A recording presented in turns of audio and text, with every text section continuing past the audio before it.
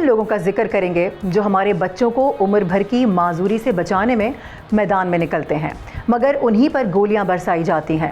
حکومت نے عزم کیا ہے کہ 4.5 کروڑ بچوں کو پولیو سے بچایا جائے گا، مگر گمراہ کن عناصر اس مشن کے راستے میں رکاوٹیں ڈالتے ہیں۔ یہ پہلا واقعہ نہیں، فروری میں شمالی وزیرستان اور چمن میں بھی سیکیورٹی اہلکاروں کو شہید کیا گیا، جبکہ لاہور، بھکر اور کراچی میں ٹیموں کو ہراسانی کا سامنا رہتا ہے۔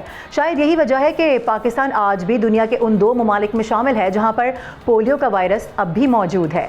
اس کی ایک اہم وجہ پولیو مہم کے خلاف جھوٹا پروپیگنڈا بھی ہے کہ یہ ویکسین نقصان دہ ہے، حالانکہ حقیقت اس کے بالکل برعکس ہے۔ یہ قطرے زندگی دیتے ہیں، معذوری سے بچاتے ہیں اور ایک محفوظ مستقبل کی راہ ہموار کرتے ہیں۔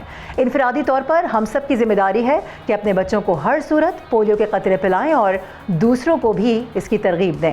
والدین کو چاہیے کہ افواہوں کے بجائے سچ کا ساتھ دیں، کیونکہ ایک لمحے کی غفلت عمر بھر کا پچھتاوا بن سکتی ہے۔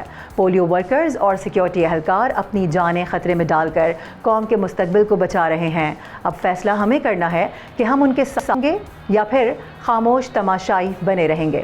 امید ہے اس پر عوام ضرور سوچیں گے۔ سبسکرائب کریں اور بیل دبائیں تاکہ کوئی خبر رہ نہ جائے۔